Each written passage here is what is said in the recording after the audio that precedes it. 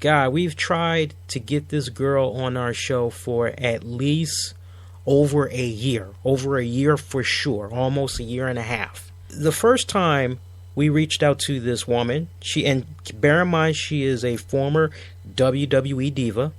We reached out to her the first time. We got in contact with her manager, and the manager was like, oh, yes, okay, so look, here's the date, here's the time. We're like, okay, great, that's awesome. We gave our contact information and all that at the time, and we started to promote her. When you know, the day of the conversation, the interview, her appearance on our show, we get an email, not from her, but from her manager, just like about a couple of hours before, probably like about maybe 2 to 3 hours before. Oh, she decided that she can't do it, that she's not going to be doing any more interviews. So sorry about this, blah, blah, blah. I'm like, okay, but we over here, we've already put in a lot of time promoting. We put in a lot of time with working on graphics and everything, and you're telling us just now that it's going to be canceled? You couldn't do this at least 12 hours in advance? What the hell? And she's like, oh, it is what it is. Can't really do anything about it, but check back with us at a later date. Maybe we'll have something be available, blah, blah, blah, blah, blah. So several months go by. I make a inquiry personally. I hear that she's still not giving any interviews. Yet, like about a month and a half, maybe almost 2 months later, I see that she did an appearance on a podcast show, and I'm like, okay. So I hit her back and I said, hey, what's going on? We just saw her make this appearance on this show. Is there any way we can possibly have her on our show? I mean, after all, it was a pretty much almost a no-call, no-show at the last minute, despite the fact you did say that she couldn't do the show, which was really at the last minute. It was a no-call, no-show. And she goes, and I mean, this manager that she has, by the way, totally unprofessional. She goes, well, it's not like she really knows the name of your show. She's not familiar with you. I mean, if you guys have money, then I'm sure she'd be more than willing to do the show, but when it's all said and done, we're doing this for free. So I'm like, wow, like, way to come off rude and disrespectful. A good PR agent would go, look, I'm sorry if you're kind of feeling a certain way, but I can reassure you that we have your name at the top of our list for folks that unfortunately did not get an interview with her the first go around as a result of her canceling. When she's ready to go all full blown now, we will definitely contact you and we'll let you know what day and times we have available, etc., etc., etc. And she didn't even operate like that. So I gave her a nice polite message. I said, okay, I said, well, regardless, I said, look, we're still fans of her work. Really, we just wish you guys nothing but the very best. Take care. And I mean, that was pretty much it. So we're minding our own business. Here we are almost a year and a half later, about maybe almost 3 weeks ago, I want to say 2 weeks ago for sure, but I'm leaning more towards 3 weeks ago. We get an email, and it was an email that was sent out to a lot of people. It was basically saying, hey, she's ready to go. She's ready to do interviews. Those of you that want to get an interview in with her, this is your opportunity. Here's the day and times that's available. So I'm looking at that. I'm looking at the day and the times, and I'm saying, okay, this is what's up. This is on point. I wouldn't mind doing this. All right, let's go ahead and go for it. So I responded to the email like instantly that I got it. It only took me like from the time my phone went off and I got the notification to when I replied was probably like about maybe 60 seconds. And I'm like, okay, yes, interested. Here's the day. Here's the time. Boom, boom, boom, boom, boom. Sent her the info. Got a reply back in like less than 3 minutes. All right. Here's the day and time. It's all yours. And she was like, what's the call-in number? We gave her the call-in number. And she was like, okay, all right, well, it's all yours. It's good to go. So we're like, okay, that's great. So I actually ended up leaving work yesterday about a half hour early so that I could get home as early as humanly possible so that I could finish up my questions and just make sure everything's on point, I had this conversation set up for 7 p.m. I get on, and I'm probably kicking back probably by about the 45-minute mark, so 15 minutes before 7. I'm kicking back. I'm just getting the switchboard ready. I'm playing some music. I'm waiting. This girl never calls. Long story short, I'm waiting until about maybe almost 8:30. I get nothing. Now, bear in mind, leading up to this, probably like about 6 to 7 hours earlier in the day, I sent her manager and I sent this female wrestler contact info. I sent her all the backup numbers. I said, look, here's this number, here's the cell, here's this, all the numbers in the world, just in case there was any problems. You know, guys, I did not get a reply, not from the manager, not from her. Okay, and I hit up this wrestler on Twitter, and I hit them up in a private message on Facebook. I did not get any type of a reply whatsoever. So here we are, almost 8:30 rolls around. I said, okay, this person just did a no-call, no-show. I get off.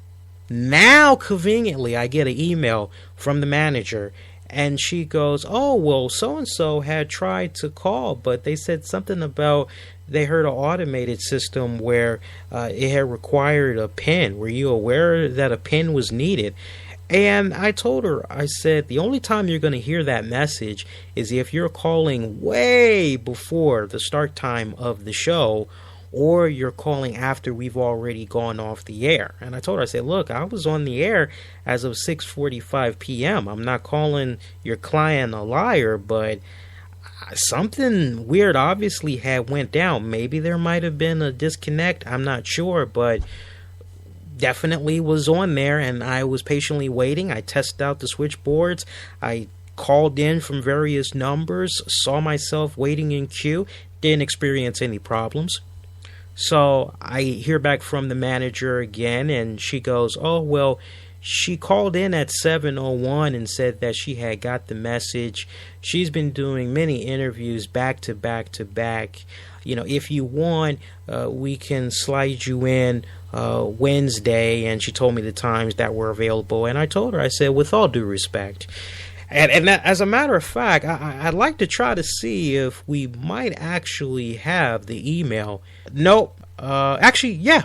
I'm looking at it right now. I'm sorry about that, guys. I was just trying to see if I could pull it up real quick. So, yeah, you know, she said some lame-ass shit about 7:01 and then cough up a pen next time. And I bust her out politely and professionally. I said, look, we sent you messages earlier throughout the day. At least 3 times we tried to establish contact with you and give you all the backup numbers just to make sure we could avoid a situation like this. We even sent the same contact information to your client and we got no response from her. We hit her up on Twitter. We hit her up on Facebook. We got nothing from her. All right, so we tried. As I can understand, I actually had missed a little bit of work because I left early just to be able to make sure that this was on point and everything. And I did not get a apology or, well, look, you know, I'm really sorry this had happened, but if you're interested, here's the day and time that we have available. Let me know how your schedule is looking. If you can't do it, then maybe we could try to do something next go around. She just comes right back and she says, take care.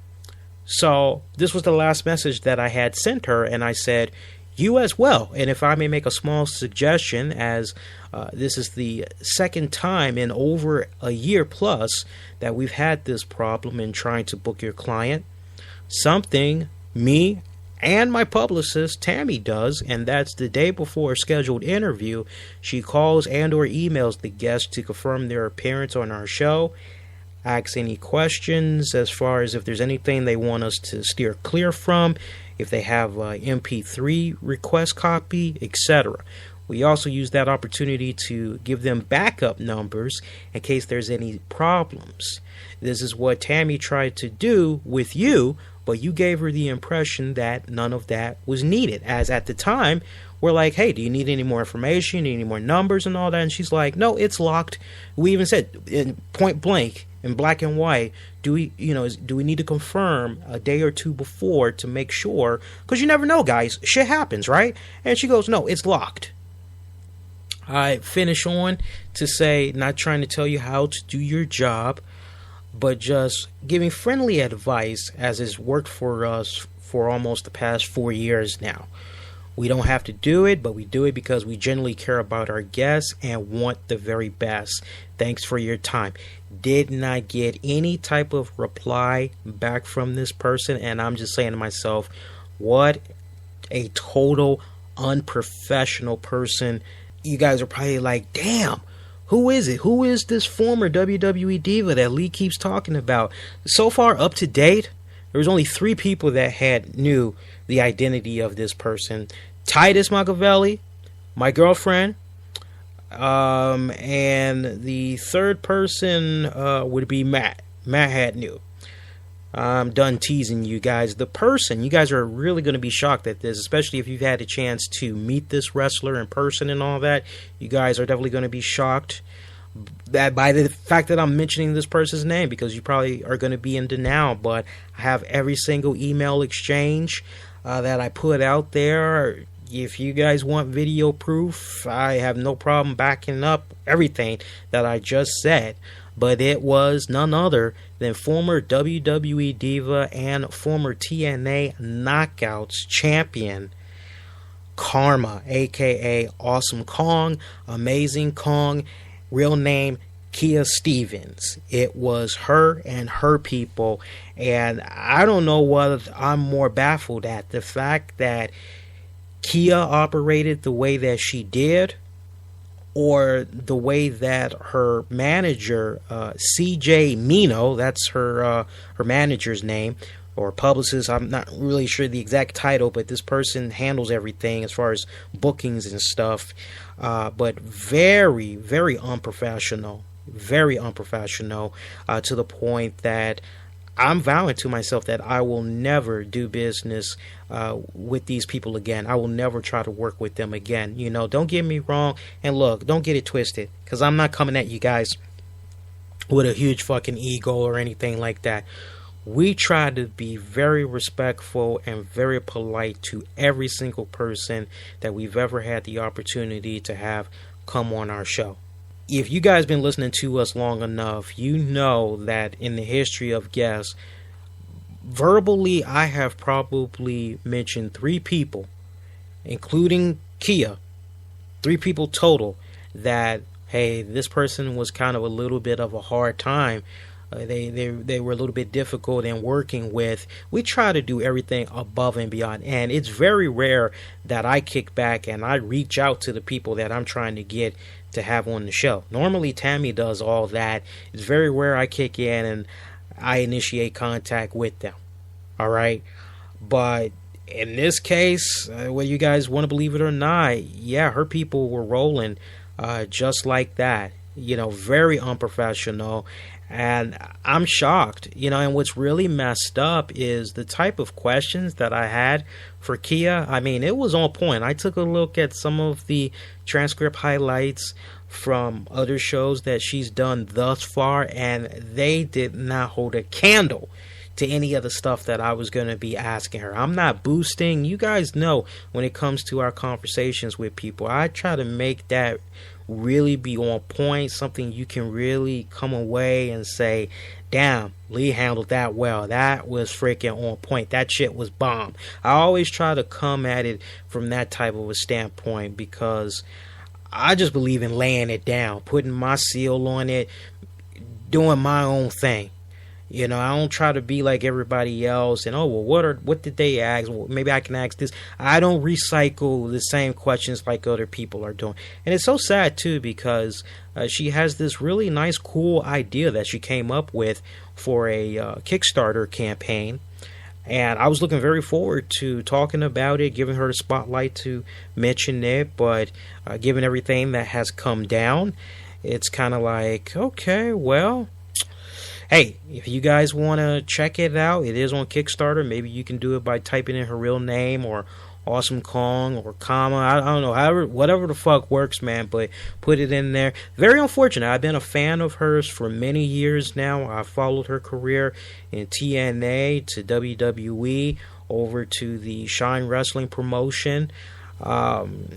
Big fan of hers, but it's just unfortunate that things worked out the way that they did. I wish her nothing but the best.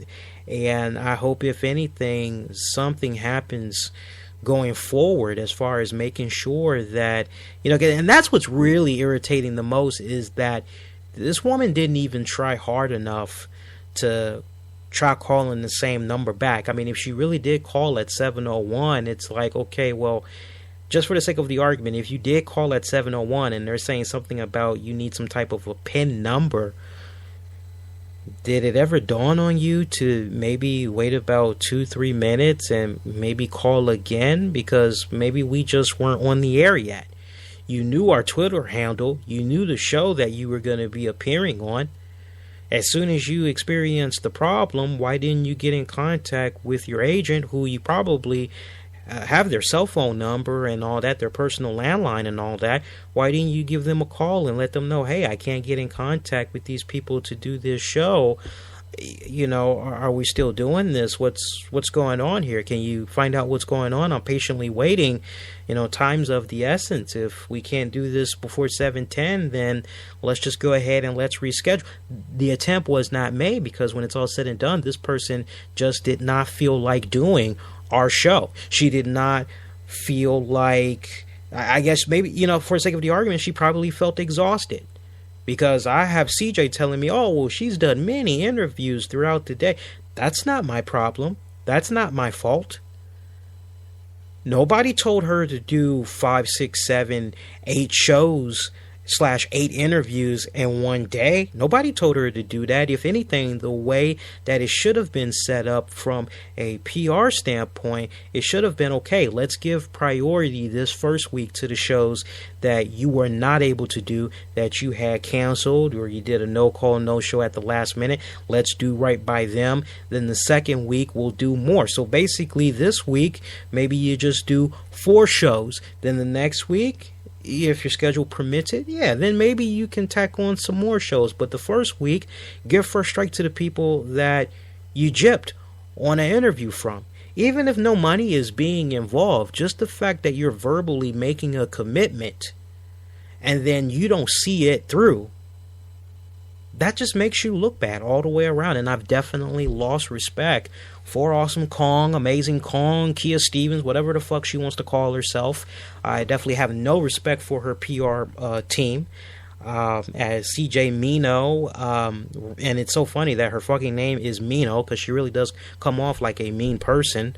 Very unprofessional. I'm sorry to give you guys that reality check, but it is what it is.